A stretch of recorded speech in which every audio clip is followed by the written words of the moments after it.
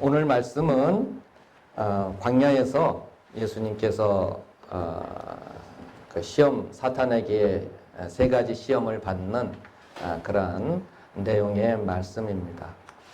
사탄을 먼저 잠깐 보자면은 사탄은 여러 가지 이름이 있죠. 뭐 대적자, 살인한 자, 살인 또 형제들을 참소하는 자, 온 세상을 시험하는 자, 또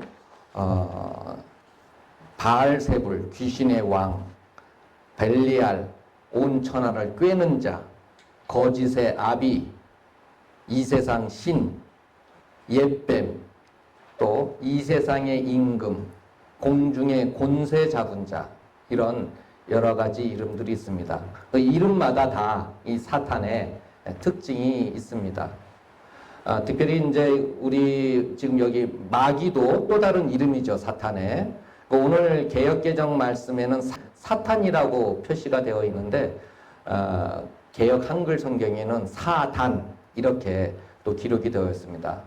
마귀는 사탄의 또 다른 이름인데 제가 사탄으로 이렇게 표현하기도 하고 마귀로도 표현을 하니까 오해 없으시기 바랍니다. 예수님께서도 사탄에 대하여 명확하게 말씀을 하셨습니다.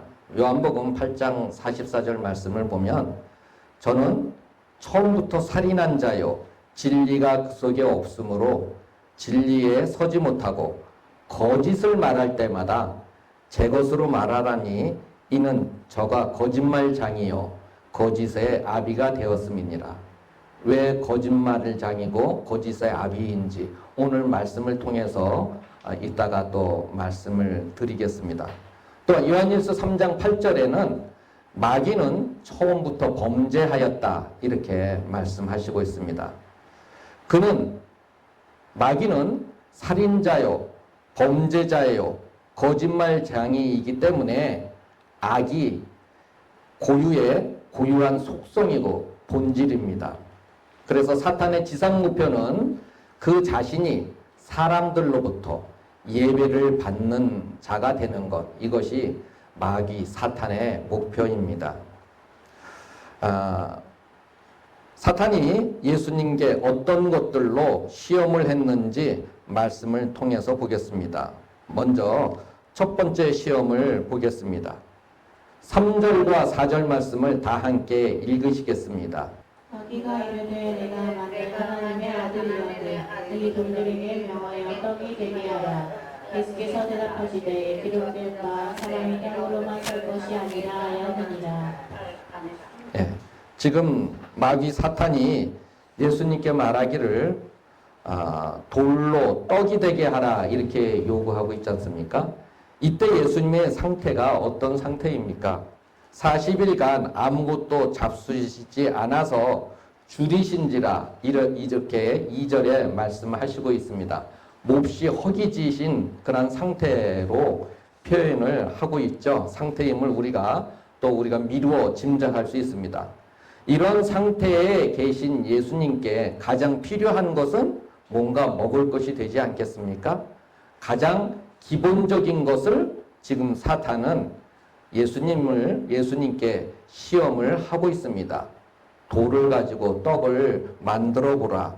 이렇게 시험을 하고 있죠. 사탄은 사람에게 가장 약한 부분을 공격하고 시험합니다.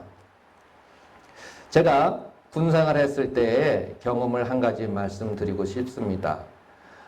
제가 있었던 부대는 그러고 보니까 이쪽 파주에서 군생활을 했네요. 그래서 제가 군생활할 때는 한 1년 중에 한 3개월은 밖에서 텐트 치고 생활을 합니다. 훈련을 받으면서.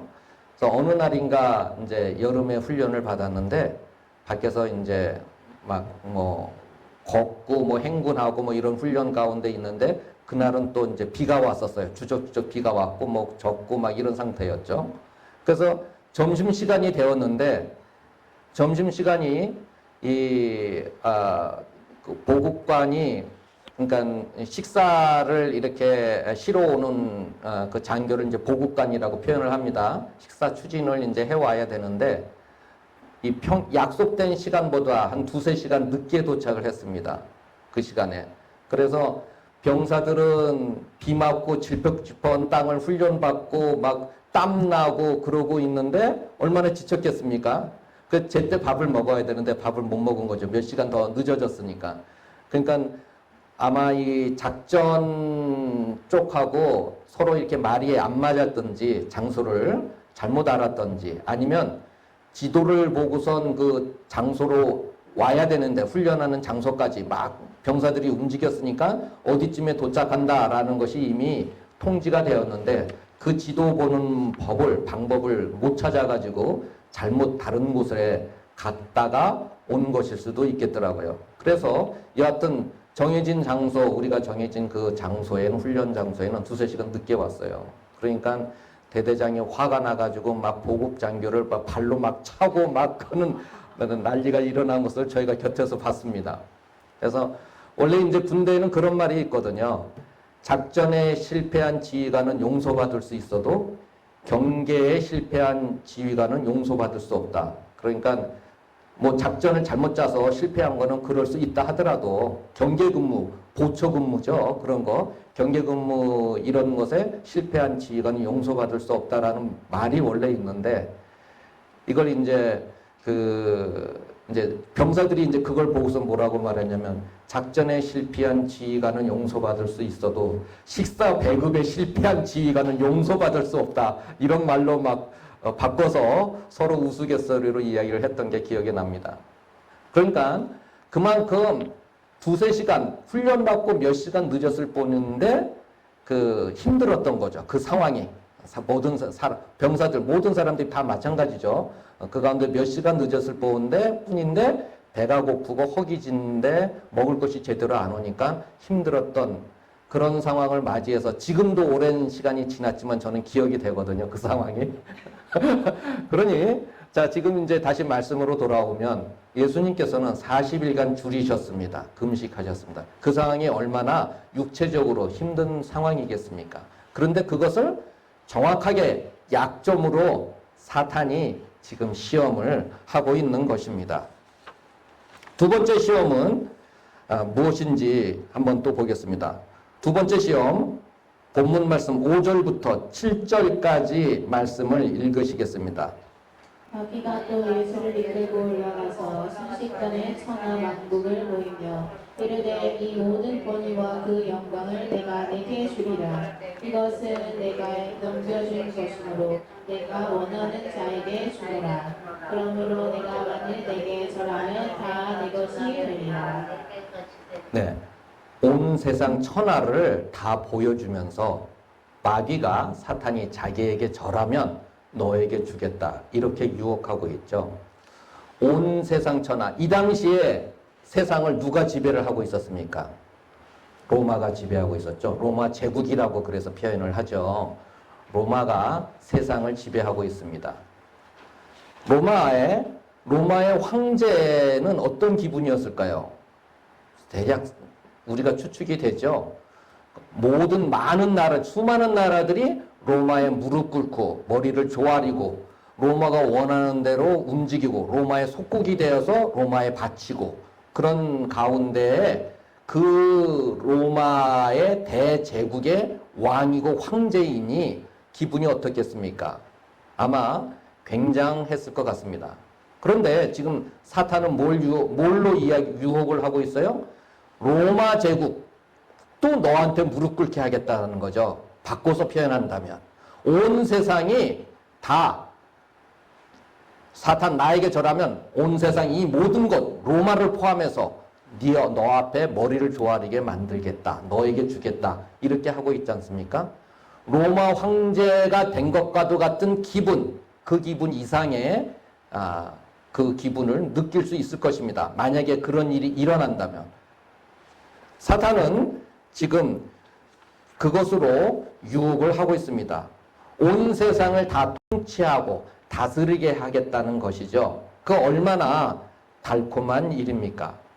그런 일이 일어나는 조건은 단 한 가지, 사탄에게 절하는 것입니다. 지금 그걸 사탄이 예수님께 제시하고 있는 것입니다. 성도 여러분, 세상 만민이 오직 무릎 꿇고 경배해야 할 대상은 누구인가요? 오직 하나님 한 분뿐이십니다. 오직 하나님만이 경배받고 영광을 받으셔야 할 유일한 분이십니다.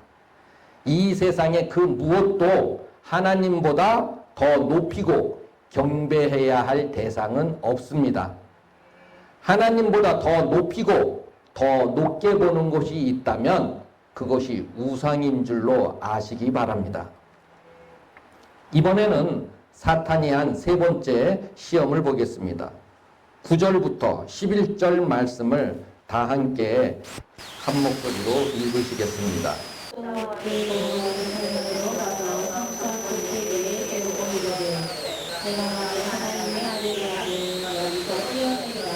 기록되었으되 하나님이 너를 위하여 그 사자들을 명하사 너를 지키게 하시리라 하였고 또한 그들이 손으로 너를 받들어 내 발이 돌에 부딪히지 않게 하시리라 하였느니라.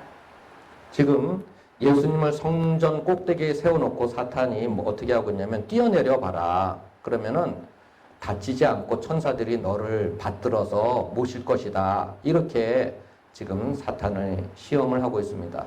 이게 뭡니까? 예수님께서 만약에 실제로 그 일을 한다면 사람들이 예수님이 메시아이시다라는 것을 보는 사람들이 다 바로 믿을 거예요. 뛰어내렸는데 천사들이 다치지 않게 보호하고 있으니까요. 받들어 모시고 있으니까. 아마 사람들은 환호할 겁니다. 그리고 대단한 자랑거리가 또 되겠죠. 사탄의 시험이 지금 그럴듯하게 유혹하고 있는 것입니다. 굉장한 자랑거리가 될 수 있는 일을 사탄이 지금 제안하고 있는 것이죠. 여러분, 예수님께서 이 땅에 오신 것이 왜 오셨습니까? 사람들을 구원하시기 위하여, 고난받고 대속의 사역을 하시기 위하여 이 땅에 오신 것입니다. 예수님께서 이 땅에 오신 것이 사람들에게 갈채받고 환호성을 치고 대접받으려고 오신 예수님이 아니십니다. 지금 사탄은 예수님께서 오신 이 사역의 본질을 변하게 만들려고 하고 있습니다. 이것이 얼마나 위험한 그러한 사탄의 시험이고 유혹입니까? 사탄이 예수님께 행한 이 세 가지 시험은 평범한 우리 인간들도 당하거나 당할 수 있는 시험과 유혹입니다. 이 부분을 놔두고 요한일서 2장 15절, 16절 말씀을 읽으시겠습니다. 이 세상이나 세상에 있는 것들을 사랑하지 말라. 누구든지 세상을 사랑하면 아버지의 사랑이 그 안에 있지 아니하니 이는 세상에 있는 모든 것이 육신의 정욕과 안목의 정욕과 이생의 자랑이니 다 아버지께로부터 온 것이 아니요 세상으로부터 온 것이라. 말씀 속에서 세상이라는 단어가 나오고 있는데 세상은 하나님이 창조하시고 사랑하시는 세상으로서의 세상을 말하지 않고 타락해서 하나님을 떠나 공중의 권세 잡은 자들의 통치받는 세상을 말합니다. 세상에 있는 이런 모든 것들이 육신의 정욕과 안목의 정욕과 이생의 자랑에 속하고 이런 것들로 인해서 유혹과 시험을 당합니다. 사탄은 사람에게 가장 약한 부분을 공격하는데 이것이 곧 육신의 정욕과 안목의 정욕과 이생의 자랑입니다. 이 세 가지가 지금 이 세 가지의 육신의 정욕과 안목의 정욕과 이생의 자랑이 지금 누가복음 4장에 예수님께서 유혹받는 것과 동일한 것을 우리는 알 수 있습니다. 누가복음 4장을 한번 보시겠습니다. 4장에 보면 4장 3절 말씀에서 마귀가 예수님께 돌들에게 명하여 떡이 되게 하라 라고 한 것은 육신의 정욕에 해당이 됩니다. 사람에게 가장 육신적으로 필요한 것을 지금 그것으로 시험하고 있는 것이죠. 육신의 정욕. 그리고 본문 5절에서 7절까지의 말씀을 보면 사탄이 온 천하를 보여주면서 절하면 다 주리라 하였는데 이게 무엇에 해당이 되겠습니까? 안목의 정욕, 눈으로 보이고 눈으로 본 그 모든 것들을 다 너에게 주리라 하고 있습니다. 안목의 정욕에 해당이 되겠습니다. 눈으로 보이는 것들을 통해서조차 욕망으로 이끌어가는 것을 말합니다. 9절부터 11절까지의 말씀을 보면 사탄이 예수님을 성전 꼭대기에 세워놓고 뛰어내려 봐라. 그러면 천사가 너를 다치지 않게 보호해 줄 것이다 라고 한 것은 무엇에 해당이 되겠습니까? 이생의 자랑거리가 되겠죠. 폼나는 게 되겠죠. 그런 것이 사람들에게 나타나고 보여지면 사람들이 환호성을 치겠죠. 이생의 자랑에 해당이 됩니다. 그렇기 때문에 사탄이 육신의 정욕과 안목의 정욕과 이생의 자랑에 속한 것들로 사람을 유혹하고 또 시험하는 그런 계략을 쓴다는 것을 알고 우리는 믿음을 굳게 하고 사탄과 대적해서 승리해야 합니다. 사탄이 세 가지 시험으로 예수님을 공격했는데 예수님께서 어떻게 승리하셨는지를 보겠습니다. 주님께서는 사태 시험마다 모두 말씀으로 사탄을 이기셨습니다. 세 가지 시험을 보면요. 4절에 보면 예수께서 대답하시되 뭐라 하십니까? 기록된 바 하면서 말씀을 인용하셨죠. 말씀에 있는 그 말씀을 인용을 하셨습니다. 사람의 떡으로만 살 것이 아니요. 마태복음 4장 4절의 말씀 보면은 사람이 떡으로만 살 것이 아니요. 하나님의 입으로 나오는 모든 말씀으로 살 것이라 이렇게 말씀을 하셨습니다. 성경 말씀을 인용하셨어요. 또 두 번째 시험을 보면은 8절에서도 예수께서 사탄이 두 번째 시험 절하라 했을 때 뭐라고 했습니까? 기록된 바 주 너의 하나님께 경배하고 다만 그를 섬기라. 이것도 성경 말씀을 그대로 인용하셨습니다. 또한 세 번째 시험 사탄이 뛰어내려봐라 했을 때에도 12절에 보면 대답하여 이르시되 주 너의 하나님을 시험하지 말라 이렇게 말씀을 하셨습니다. 이 말씀은 신명기 6장 16절에 있는 말씀입니다. 그 말씀을 그대로 인용하셔서 사탄의 시험을 대적하셨습니다. 예수님께서는 사탄의 시험 3번 모두 말씀으로 이겨내셨습니다. 하나님의 말씀은 사탄의 힘, 사탄의 계략, 사탄의 전술 이런 것들을 능히 이겨낼 수 있는 힘이 있습니다. 능히 깨부술 수 있는 힘과 능력이 하나님의 말씀에 있습니다. 그래서 히브리서 4장 12절 말씀을 보면 하나님의 말씀은 살았고 운동력이 있어 좌우의 날선 어떤 검보다도 예리하여 홍과 영과 및 관절과 골수를 찔러 쪼개기까지 하며 또 마음의 생각과 뜻을 감찰하나니 이렇게 말씀하고 계십니다. 하나님의 말씀을 무엇으로 비유했냐면 검이 뭡니까? 공격하는 무기이잖아요. 사탄을 공격할 수 있는 무기는 하나님 말씀이라는 거죠. 하나님 말씀은 살았고 운동력이 있어 좌우의 날선 어떤 검보다도 예리하여 하나님의 말씀이 어떤 검보다도 예리합니다. 그래서 사탄의 시험을 능히 넉넉하게 이길 수 있습니다. 그렇기 때문에 예수님께서 사탄을 시험에 하나님의 말씀으로 대적하셨잖아요. 검으로 찌르셨잖아요. 공격하셨잖아요. 검으로. 사탄이 졌죠. 그래서 그냥 그대로 그 자리에서 떠났습니다. 그 후에. 그래서 하나님의 말씀은 능히 찔러서 쪼갠다 하셨습니다. 말씀으로 무장하여서 이 세상을 넉넉하게 이기고 승리하는 우리 모든 성도님들 되시기를 바라겠습니다. 지금 사탄이 사람에게 가장 약한 부분을 공격했다고 말씀을 드렸습니다. 육신의 정욕, 안목의 정욕, 이생의 자랑입니다.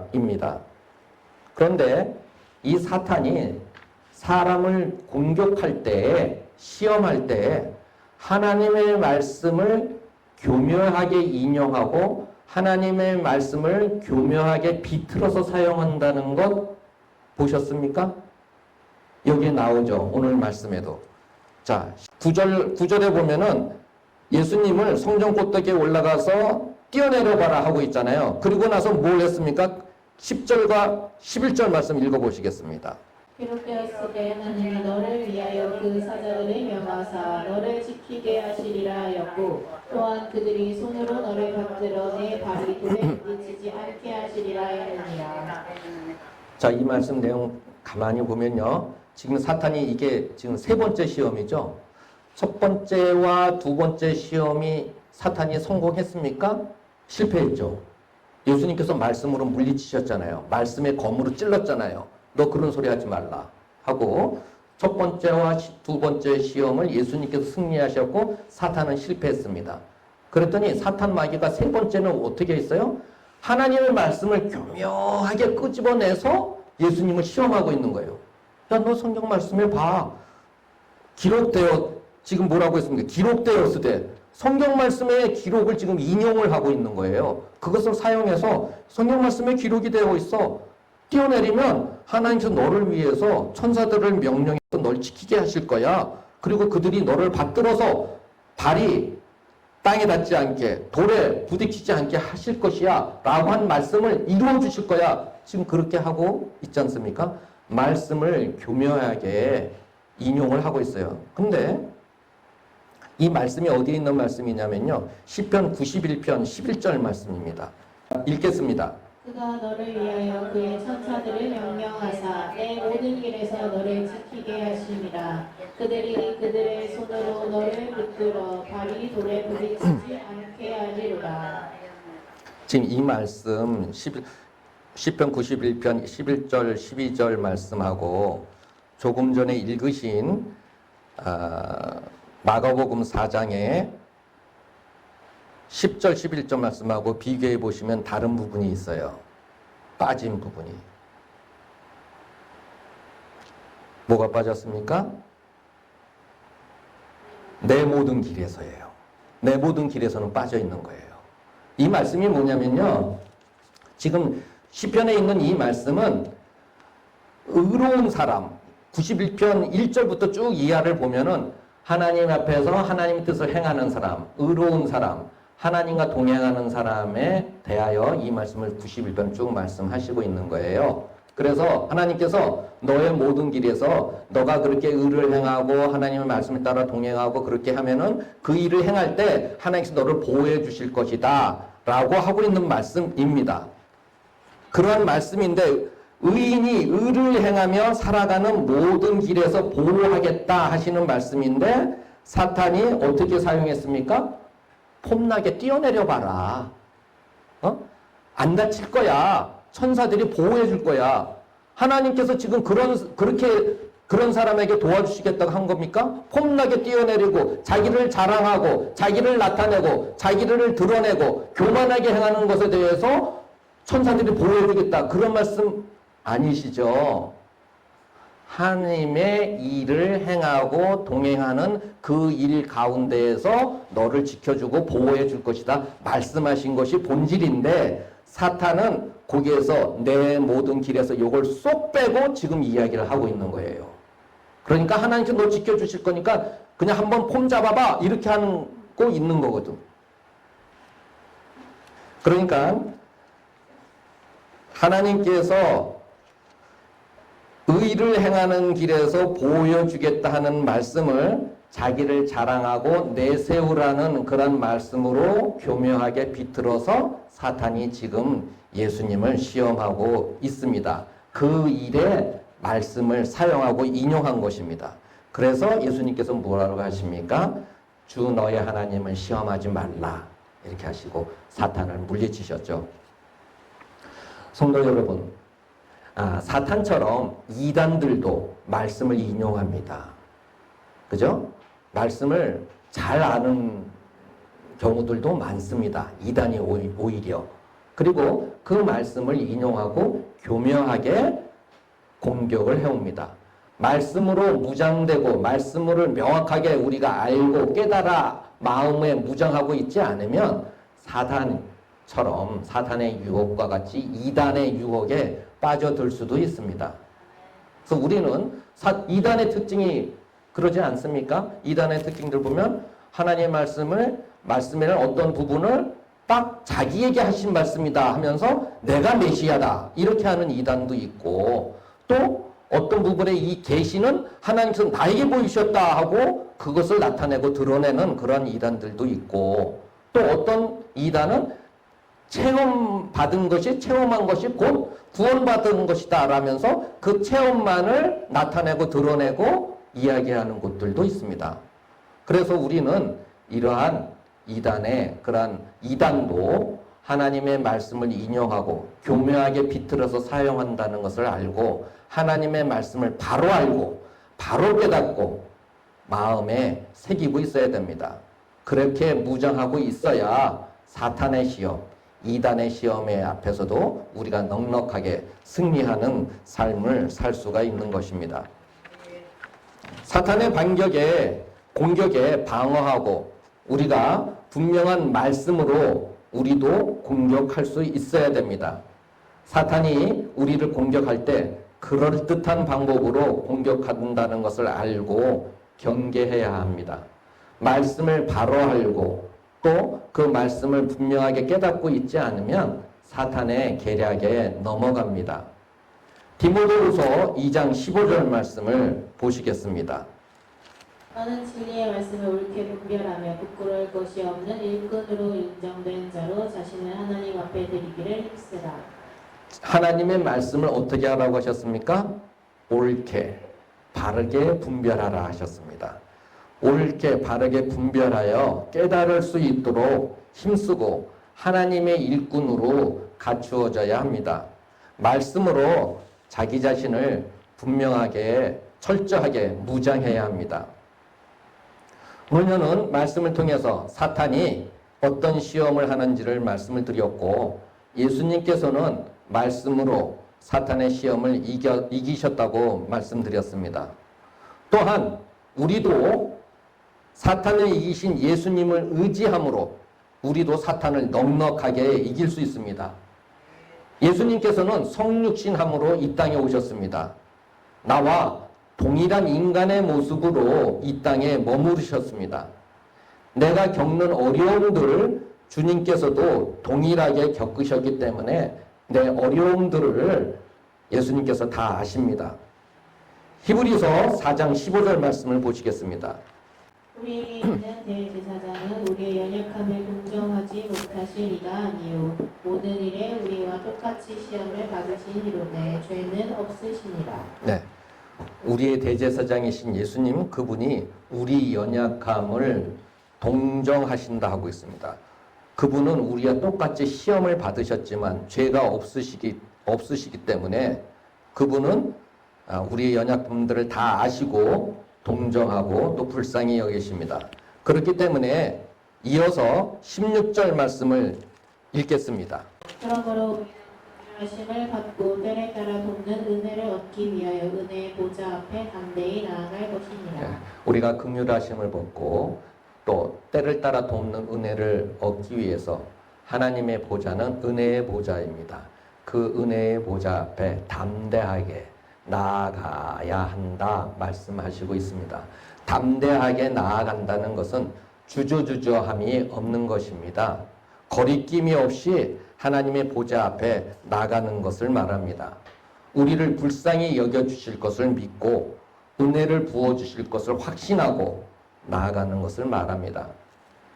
말씀으로 자기 자신을 무장하고 세상을 이기신 예수님을 의지함으로써 이 세상을 넉넉히 승리하며 살아가는 우리 모든 성도님들 되시기를 바랍니다.